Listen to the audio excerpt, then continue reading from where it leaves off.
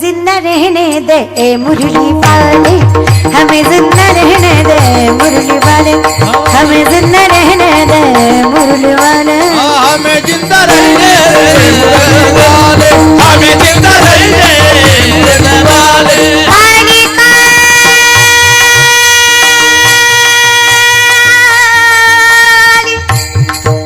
वर्णन देवाचं देवा, ते पिवळं पितांबर, डोक्याला मोरपूस, ते सावलं स्वरूप, ते गुबरे गाल, ते लाल ओठ, ते बारीक डोळे, ती सणसणीत हनुवट, काय दिसतोस देवा.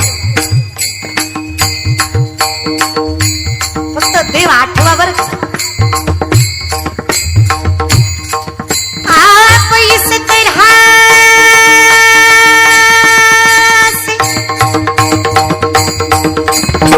आप इस तरह होश उड़ाया न कीजिए,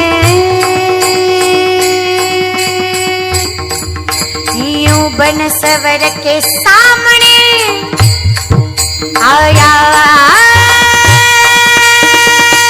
न कीजिए, ये रंगीले नैना तुम्हें को मुबारक, ये मीठे मीठे बहना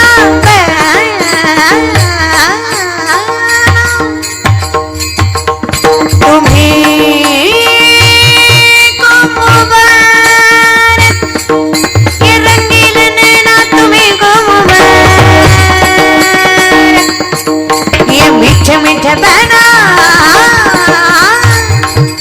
तुम्हें को मुबारक,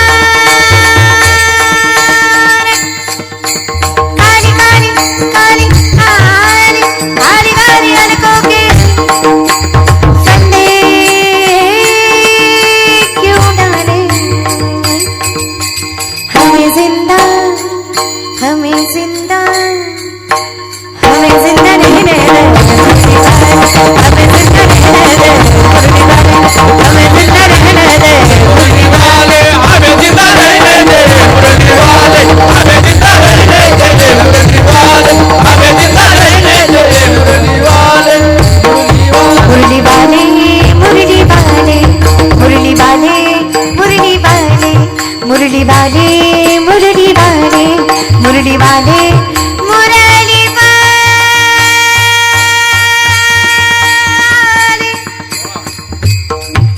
मुरली वाले.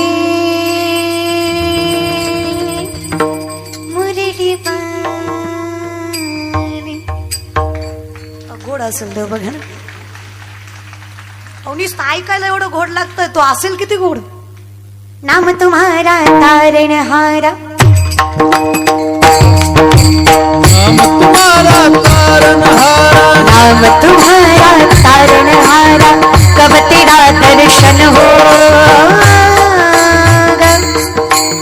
जिसकी रचना इतनी सुंदर, जिसकी रचना इतनी सुंदर, वो कितना सुंदर होगा, वो कितना सुंदर होगा, जिसकी रचना इतनी सुंदर, वो कितना सुंदर होगा, वो कितना सुंदर होगा.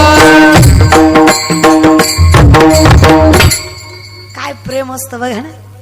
मीराबाईला माहित होतं देव माझा नाही, मला भेटणार नाही, तरी तिनं केलं. तिला माहित होतं तो माझा आयुष्यात कधी होणार नाही, पण ती म्हटली देवा तुझ्या चिंतनात सुद्धा एवढा आनंद आहे, आणि तुझ्या विरहात तुझ्या भेटण्यापेक्षा जास्त सुख आहे. पण ज्या दिवशी भेटशील ना, दृष्टी न फिरे, काय सुख असेल रे. श्याम सावरे मेरे श्याम सावरे, श्याम सावरे मेरे श्याम सावरे, जाने कब होगा वो नजारा, तुझे मिल जाए सारी दुनिया छोड़ दूं, कुछ मांगू नहीं दोबारा, तुझे मिल जाए सारी दुनिया छोड़ दूं, छोड़ दूं, कुछ मांगू नहीं दोबारा, दोबारा.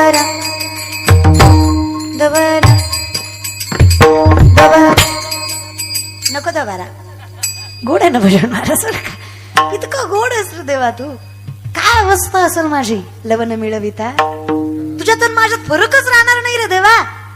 किती जीव आहे माझा तुझ्यावर. जीव दिला तू भेटला की असं वाटतं जीव ठेवावा चरणावर.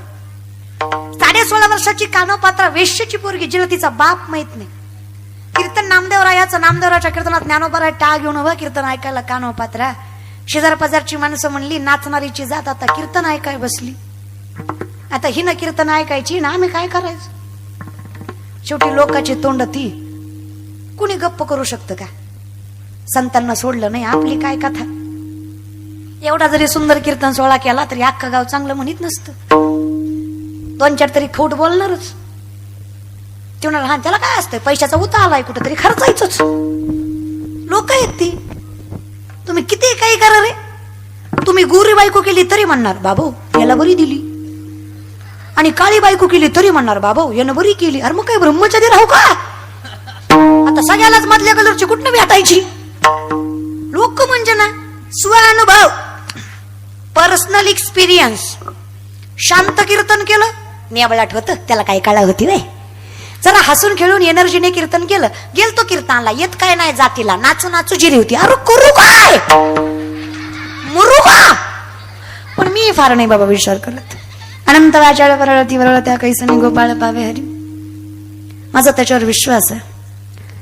काय संकट माझ्या वाट्याला याची यावे. काय दुःख माझ्या पदरात पडायचं पडावं. किती लोकांनी मला नावं ठेवावं. मी समाजाच्या नजरेत पडले तरी चालेल पण जोपर्यंत मी जगाच्या मालकाच्या नजरेत सत्य आहे तोपर्यंत माझी प्रगती आणि माझी समृद्धी कोणीच अडवू शकत नाही. जगाचा मालक माझ्या मस्तकावर हात ठेवलाय हे लक्षात ठेवा. तुम्ही सत्य आहे ना बस. तुम्ही सत्य असला की कोणाला घाबरायचं नाही. अटल बिहारी वाजपेयींची एक सुंदर कविता ज्यामध्ये एक दृष्टांत. जंगलाला आग लागलेली असते. हत्ती सिंह घोडे लांडगे सगळे पळून जातात. छोटीशी चिमणी चोचीमध्ये पाणी घेऊन जंगलाची आग विझवायला निघते. लोक हसतात. अक्कल आहे का म्हणतात तुला. एवढूसा जीव तुझा तुझ्या चोचीतल्या पाण्यानं जंगलाची आग विझणार आहे का. लोक मलाही म्हणतात टीच बरंच आहे का लईच बोलत ही. बायका तर मला तोंडावर म्हणतात टीव्हीत लई चांगली दिसती समोर लई किरकोळ आहे. अगं ती टीव्ही आहे तिथं खोटच असतं. कुठे काय खरं असतं. व्यक्तीला भेटल्याशिवाय जज करत जाऊ नका या विषयाकडे. चला लोक म्हणले चिमणीला एवढूसा जीव तुझा तुझ्या चोचीतल्या पाण्यानं जंगलाची आग विझणार आहे का. चिमणी म्हणली दादा खरं आहे तुझं. माझ्या चोचीतल्या पाण्यानं जंगलाची आग विझणार नाही पण ज्या दिवशी जंगलाचा इतिहास लिहिला जाईल तेव्हा माझं नाव आग लावणाऱ्यात नाही आग विझवणाऱ्यात असेल. हे सगळ्यात जास्त महत्वाचं आहे. माझं कर्म छोटं मोठं फक्त सत्य असावं. माझं नाव छोटं मोठं फक्त माझं कर्म खरं असावं. याच्या पलीकडे मला काही नकोय देवा. मी तुझ्याशी प्रामाणिक आहे ना बस. माझं तुझ्यावरचं श्रद्धा तुझ्यावरचं प्रेम तुझ्यावरचा विश्वास खरा आहे ना. लवण मिळविता जय. माझी अवस्था सारखी आहे सामर्थ्यवंत आहे.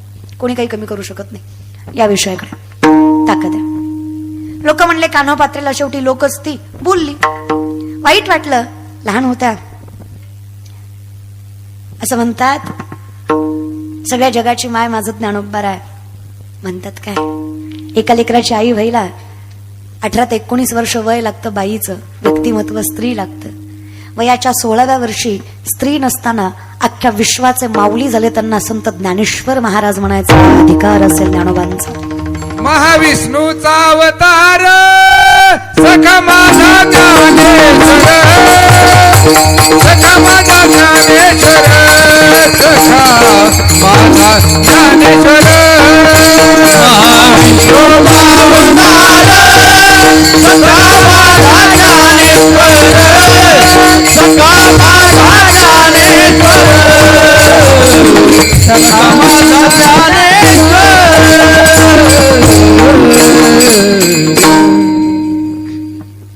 सामर्थ्यवंत काही नाही लागत आपल्याला एवढंच.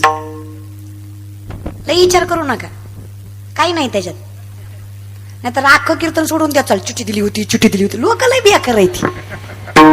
लोकांचं कसं आहे चांगलं कधी घेत नाही ती वाईट कधी सोडित नाही ती. काहीच सुद्धा लिहिलं नाहीये त्याच्यावर. छत्रपती शिवाजी महाराजांचा पोवाडा घ्या एवढंच लिहिलं. त्याच्या पलीकडे काहीच लिहिलं नाही. त्याच्यामुळे त्याचा विचार करू काय लिहिलं होतं काय नाही. तुम्ही विचार करता त्याच्यापेक्षा गोष्ट लई वेगळी असते. पण ती कसं एकापासून 100 जाऊस तर त्याची काहीतरी भलतीच गोष्ट होती. त्याच्यामुळं आयुष्यात ट्रान्सपरंट लहान एक लय महत्वाचं आहे महाराज. महाराज लोकांच्या तर इतकं माणसं हात धुवून पाठीमागे लागली ती, हात धुवून नाही आंघोळ करून लागली ती, असली त्या वारकरी संप्रदायाच्या पाठीमागे लागल्यात. कुठं निसता सापडूच द्या. अरे पाणीपुरी खाताना सुद्धा म्हणतात पाणीपुरी खाता, अरे मग काय खाऊ? अरे माणसं आहे रे आम्ही, फिरतो आम्ही 24 तास. काय म्हणता महाराज लोकांना हॉटेलात खावं का? अरे तुम्ही देत नाही तर करायचं काय? काय करा आता? लय अवघड लोकांचं काय सांगावं. आणि एवढे पैसे कमी होत्या करता काय त्याचं? घर भरला असेल तुमचं, या बघाय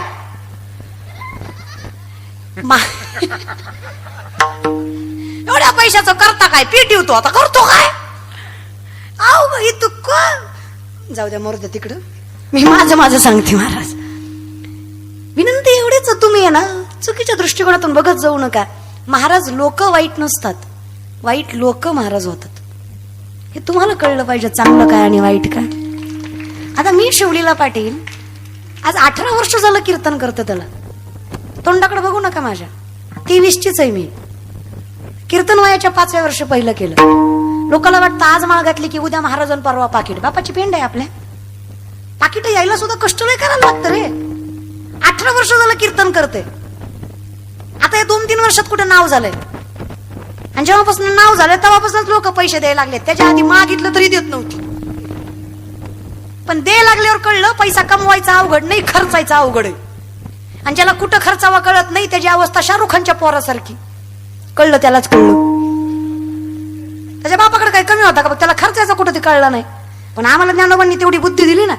जरी सदर मात होते जे जे मिळे आपण यात येते ते त्याचे बहुते सन्मान योग्य. आज मी जेवढं काही पैसा कमवला ना, 1 रुपया कोणाची देणगी न मागता, कधी हातात पावती पुस्तक न घेता, फक्त कीर्तनाच्या मानधनावर जे मी कष्ट करते, दिवसभर प्रवास करून रात्री 2 तास सकाळी 2 तास कीर्तन करतो, त्या फक्त कीर्तनाच्या मानधनावर 6 मजली 6.5 ते 7 कोटी रुपयाची शिक्षण संस्था उभी केली, ज्यामध्ये गरीबातली गरीब पोरगी शिक्षण घेते. आज 90 ते 100 पोरी माझ्याकडे आहेत. माझं स्वतःचं घर पत्र्याचं आहे, पण माझी संस्था आरशीची आहे. माझ्या मुली सामर्थ्यानं शिक्षण तर घेतातच. Semi English, Marathi medium, English medium, CBSE pattern, SSC pattern, art, commerce, science हे तर शिकतातच. पण त्याच्या पुढं शास्त्र, वेद, उपनिषद, विचारसागर, विष्णू सहस्त्रनाम, ज्ञानेश्वरी, गाथा, भागवत, हरिपाठ, कीर्तन, भजन, पेटी, गायन. या मुली पुढे जाऊन पैसा कमावतील, नाव कमावतील, हा प्रारब्धाचा भाग आहे. पण या वारकरी संप्रदायाच्या मुली धर्म आणि मायबापाचं नाव जपतील, हा विश्वास या व्यासपीठावरचा आहे. आज 5वी ते 12वी पर्यंतच्या मुली मी सांभाळते. 5वीच्या अगोदरची घेत नाही का तर तिला काही कळत नाही, 12वीच्या नंतरची घेत नाही का तर तिला लय कळतं. हे आम्हाला शिकवून थोड्या दिवसानं महाराज, दुसरं काही नाही. एक 18 वर्ष एखादी मुलगी जर वेगळ्या ऍटमॉस्फिअर मध्ये राहिली, ती पुन्हा पटकन परमार्थ ग्राह्य करेल असं नसतं. त्याला लहानपणापासूनच लागतं, झाडाची फांदी कवळी येतोपर्यंत वागते असा विषय. कधी आलात बार्शीला तर नक्की या. मुली गादीशिवाय झोपत नाही, आरोशिवाय पाणी पित नाही, सोलर शिवाय आंघोळ करत नाही. प्रत्येक 4 मुलींना वेगळी रूम, वेगळं वॉशरूम, वेगळं बाथरूम आहे. असं नाही की एक हॉल बांधला तिथं सगळ्या पोरी एकत्रित झोपवल्या, हे लक्षात घ्या. त्यामुळे कीर्तनकार त्याच्या पैशाचं काय करतो हेही बघत चला. आणि प्रत्येकाला नावच ठेवत जाऊ नका, कारण अवघड नाव ठेवायचं नसतं, अवघड नाव कमवायचं असतं. ते करूया या विषयाकडे. शेवटी लोक असती कानोपत्रेला बोलली, आपली काय गत आहे. लोक म्हणले तो कीर्तन करायचे का, तू ऐकायच. वाईट वाटलं. माझ्या ज्ञानोबारायांच्या चरणावर मस्तक ठेवलं आणि माझ्या आईचं मन इतकं मोठं आहे, सामर्थ्याने सगळ्याला सांभाळून घेत. आवली म्हटलं काय झालं माय रडायला. ज्ञानदादा, लोक म्हणतात माय आहात तुम्ही, काय चूक आहे माझी सांगता तरी जरा. विशेषा कुळात जन्माला आले यात माझी चूक आहे, मला माझा बाप माहित नाही यात माझी चूक आहे. तुम्ही म्हणता जातवीत गोत कुळशिळ मात वजे का तरीत भावना युक्त. परमार्थात फक्त भावना महत्वाची असते म्हणे, जात कुळ गोत्र नसतं. असंच असेल तर आज हा समाज मला का नीच कुळातली म्हणतं. असेलही मी नीच कुळातली, मग मला विठ्ठल जवळ करत नाही का. जगाचा पाप म्हणे तो, मग माझा होत नाही का.